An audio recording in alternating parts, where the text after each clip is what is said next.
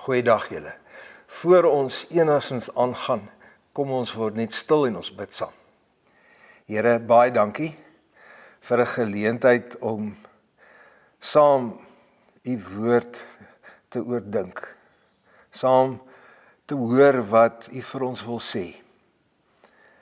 Maar u ken ons as mense, hoe ons gedagtes so kan dwaal, met ander dinge besig kan wees. So ons vra die genade dat u dit sal stilmaak binne in ons. Ons vra vir die vermoë om werklik te luister na wat u woord vir ons sê. En ons weet, dit alleen is moontlik deur die werk van die Heilige Gees. En daarom vra ons, o Gees van God, werk in ons harte, in hierdie stil tydjie van ons. Ons bid dit in u naam. Amen. Ek wil begin deur vir julle 'n verhaal te vertel van 'n gemeente. Dit was 'n ware verhaal, ek maak niks op nie. Die gemeente het 3 predikante betrokke gehad. Een was die stigter van die gemeente, en hy is toe nou opgevolg deur 'n ander predikant. En dan is daar 'n predikant betrokke by die gemeente. Nigter weet presies wat sy betrokkenheid eintlik was, want hy het nooit die gemeente besoek nie, maar hy het die naam gehad, julle. Hy het net die reputasie gehad. Hy was baie gewild. Miskien het mense van sy preke gehou, hy het in die naburige gemeentes gepreek, maar in hierdie gemeente nooit. Maar hy het 'n bepaalde invloed gehad. En nou ja, hierdie 3 predikante het verdeeldheid veroorsaak. Daar was 3 groepe. Een groep vir die predikant, en 'n ander groep vir daai predikant, en 'n ander groep vir daai predikant. Daar was selfs sprake van 'n 4de groep, wat hulle uit hierdie twisery en verdeeldheid probeer uithou het, maar ons praat nou nie vandag oor hulle nie. En hierdie gemeente se verdeeldheid en histories het selfs in die naburige gemeentes geloop. Om dinge erger te maak, het hierdie gemeentelede nie regtig met mekaar goed oor die weg gekom nie. So erg het dit geraak dat hulle mekaar hof toe gesleep het. En behalwe dit, was daar 'n groep wat bekend gestaan het as die sterk in die geloof groep, die sterkes. En 'n ander groep, die swakkes in die geloof. En dan was daar 'n ryk groepering en 'n arm groepering. En die 2, of kom ons sê die rykes, wou nie eers eintlik nagmaal hou saam met mekaar nie. Die gemeente se naam was Korinte. En die 3 predikante betrokke, Paulus die stigter, Apollos die ou wat hom opgevolg het, en Petrus wat 'n rol gespeel het, alhoewel hy die gemeente nooit besoek het nie. En ja, Paulus die stigter van die gemeente het toe besluit, hy moet 'n plan maak. Hy moet hierdie twis en verdeeldheid probeer beëindig. Hy wou die hele situasie beredder. En dink saam met my, wat kon Paulus nou gesê het oor hierdie Petrus groep? Wat kon hy vir hulle gesê het? Hy kon vir hulle gesê het, maar wat het Petrus eintlik vir julle gedoen? Hy het die gemeente nooit besoek nie. Onthou julle, hy was deel van die binnekring, maar hy was ook die ou wat Jesus verloon het, né? So, hoekom is julle so erg oor hom? Wat kon hy oor Apollos gesê het? Kan sê, ja, dis maklik. Dis maklik om 'n ou op te volg en dan die woord te verkondig. Dis 'n ander ding om daar aan te kom. Niemand glo in Christus nie.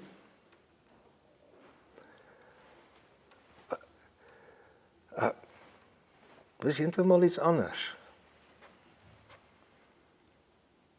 Ja, hy kon vir hulle gesê het, ek weet, Apollos preek goed.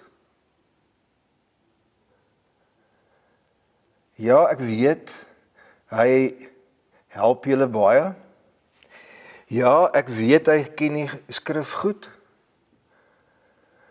Maar dis een ding om mense van scratch af na die Here toe te lei. En dis wat ek vir julle gedoen het. Die meeste van julle het tot geloof gekom danksy my.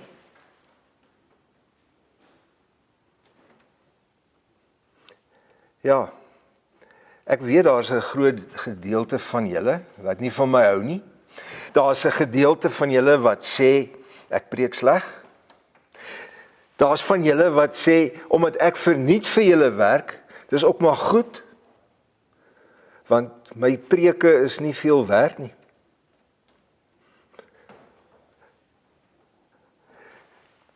Sou enige iets wat van hierdie aard wat Paulus kon sê, nie waar gewees het nie? Nee, vriende. Alles was waar wat ek nou gesê het. Dit was die feite van die situasie. Sou ons Paulus kwalijk kon neem indien hy so iets gesê het? Maar nee. Paulus sê iets anders. Want Paulus het 'n ervaring met Christus gehad op die Damaskuspad.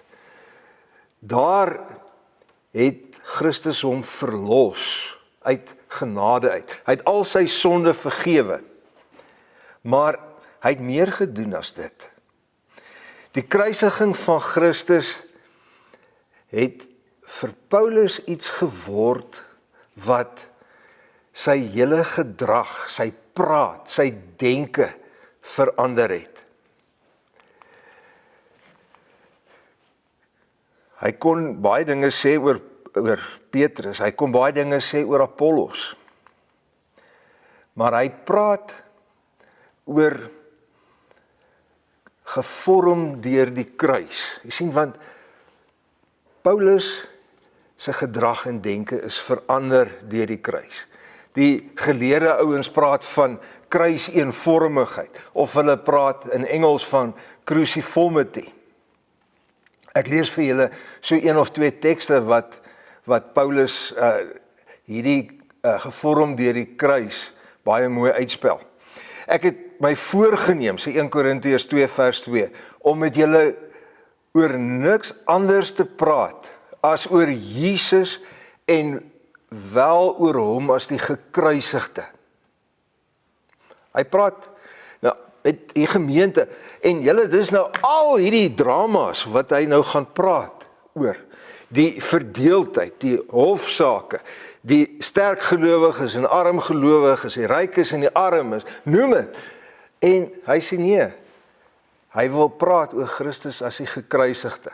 Romeine 6 vers 6, ons weet tog dat die sondige mens wat ons was, saam met Christus gekruisig is, sodat ons sondige bestaan beëindig kon word. Jy sien, daar's 'n identifikasie met die kruis by Paulus. Hy saam met Christus gekruisig en dit beëindig sy sondige bestaan. 6 vers 8. Ons het saam met Christus gesterf. Daarom glo ons dat ons saam met hom sal lewe. En nou hanteer hy hierdie eerste probleem oor hierdie verdeeldheid, die Paulus groep en die Petrus groep en die Apollos groep. En hy weet alles wat hulle oor hom sê, dat hy nie goed preek nie, en dat sy preke nie eers betaling werd is nie, en alles, maar wat sê hy op die ou end? Hy sê, ons almal behoort aan Christus. Apollos behoort aan Christus, Petrus behoort aan Christus, en die Apollos groep en die Petrus groep en die Paulus groep. Deur die kruisiging het Jesus vir almal betaal. Hy het hulle losgekoop. Wat sê Paulus? Hy sê, julle, maak nou nie saak hoe julle oor mekaar skinder nie, hoe julle twis onder mekaar wie se beste dominee nie, hoe julle van mekaar verskil nie, wie het wie sleg gepraat, of wat ook al nie. Hy sê, onthou net, daardie een wat jy oor geskinder het, daardie een wat jy oor sleg gepraat het,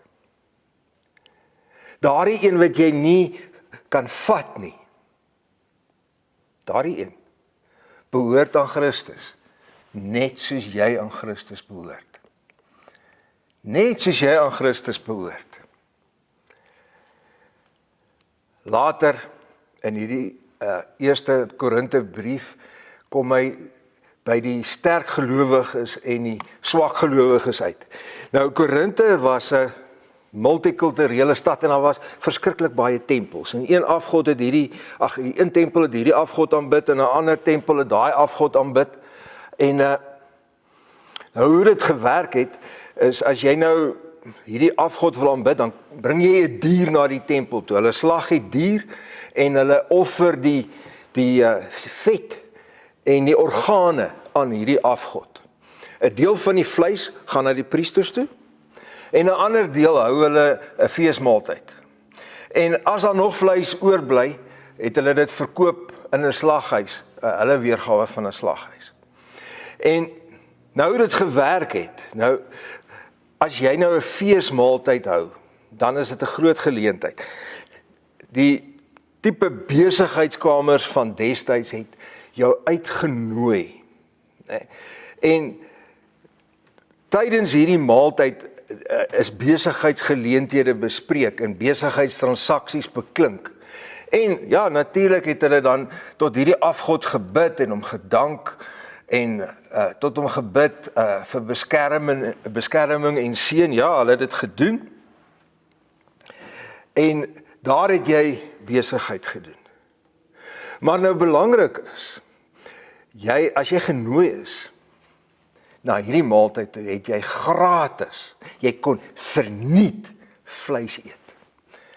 En vir die armes van Korinte was dit 'n geweldige ding, om verniet vleis te kon kry. Nou die sterk gelowiges, wat heel waarskynlik van Joodse afkoms was, het gesê, maar daar's mos nou nie iets soos afgode nie. Daar's net een God en dit is die God wat ons aanbid. So hulle het nie 'n probleem gehad met hierdie verering van 'n afgod nie. Hulle het daardie maaltyd bygewoon, dit was 'n wonderlike geleentheid.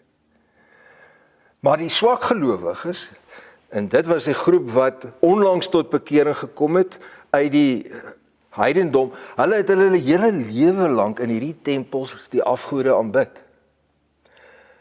Hulle het anders gevoel. Hulle het gesê, as ons nou weer terug gaan tempel toe, en daar word gebid tot hierdie afgod, is dit vir ons 'n versoeking om terug te keer na die afgodsdiens toe. En hulle het gevoel,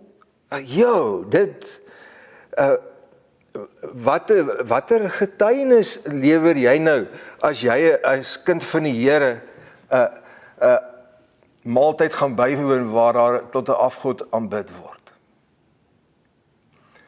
En nou is hierdie twee groepe at odds met mekaar. Hulle staan teenoor mekaar en Paulus probeer dit hanteer.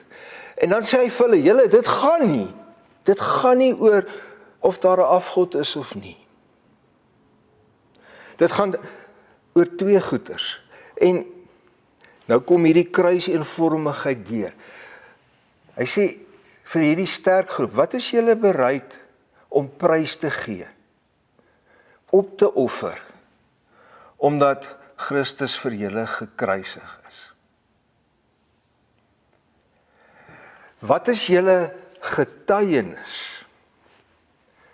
Hy skryf in 1 Korintiërs 8 vers 13. Onthou, die swak gelowiges het die versoeking gehad om terug te keer na die afgodsdienste. En hy sê, daarom as ek deur wat ek eet my broer laat struikel, sal ek nooit weer vleis eet nie.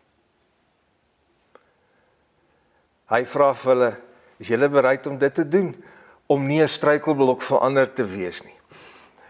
1 Korintiërs 8 vers 10, as jy met hierdie kennis, as jy met hierdie kennis het in 'n afgodstempel gaan eet en iemand met 'n swak gewete sien jou, sal dit hom nie weer aanmoedig om die vleis as afgodsoffer te eet nie. En hier kom dit. Dis nou die gevorm deur die kruiseenvormigheid. Dan gaan die swakke verlore en dit is 'n broer vir Christus gesterf het.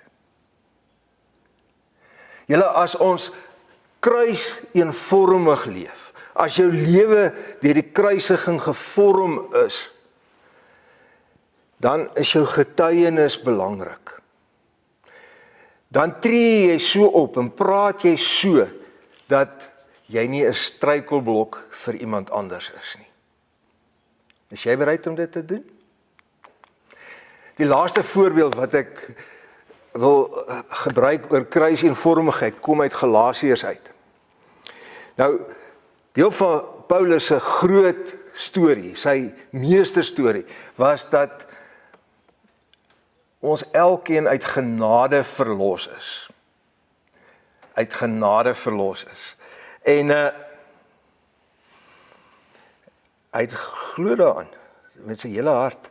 Maar daar's 'n groep in die gemeente gewees, daalleraars miskien, het gesê, ja, dis alles waar, jy is uit genade verlos, maar jy moet iets bysit. Jy moet die wet ook nakom. So die genade is nie genoeg nie. Nou, hoe tree Paulus op hier? Kruiseenvormig, gevorm deur die kruis. Want hier gaan dit oor die hart van die evangelie. En hier sien ons, as jy kruiseenvormig optree, en dit gaan oor die hart van die evangelie, is jy bereid om vir Christus op te staan. Hy sê, in Galasiërs 3, julle Galasiërs, is julle dan so sonder begrip? Wie het julle verstand so benewel? Julle het met die gees begin, wil julle nou in eie krag eindig? Sien nou vat hy hulle aan, want dit gaan nou oor die evangelie. Dit gaan nie oor gewildheid nie, dit gaan nie oor menings nie, is daar 'n afgod of is daar nie 'n afgod nie, dit gaan oor die evangelie. En hier sien ons kruiseenvormige optrede. Dan staan jy op ter wille van jou Here wat aan die kruis gesterf het. As die verlossingsboodskap bedreig word, dan staan jy op. Hoe lyk dit met jou? Is jy bereid om op te staan vir die Here as dit nodig is? Nie oor jou eie ek en jou gewildheid nie. Nie oor jou menings nie. 1 Korintiërs 8 nie, maar ter wille van die evangelie. Is jy bereid om op te staan? Ek wil afsluit. Wat sê Paulus vir ons deur kruiseenvormige optrede? Hy sê, elkeen van ons moet na al ons omstandighede, of dit ons probleme is, en of ons dit verhoudinge is, of dit mense is met wie ons in twis is, of wat ook al, ons moet na daardie omstandighede deur die kruis van Christus kyk. En as ons deur die kruis van Christus na daardie omstandighede kyk, begin ons optrede, ons denke, ons praat, gevorm word deur die kruis. Amen. Kom ons bid net saam.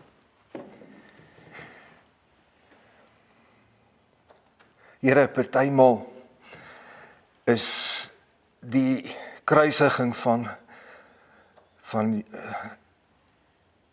is dit maar net iets wat ons byvoeg by ons lewe.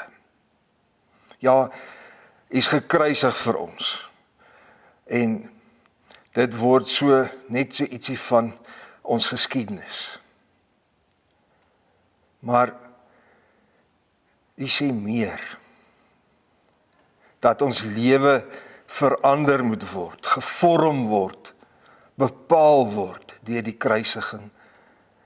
En nou vra ons dat U vir ons sal help om deur die kruis na elke ding wat ons beleef, dink, doen, sê, dat dit deur die kruis gevorm sal word. Help ons daarmee. Herinner ons dat U kruisiging 'n implikasie het vir alles in ons lewe. Amen.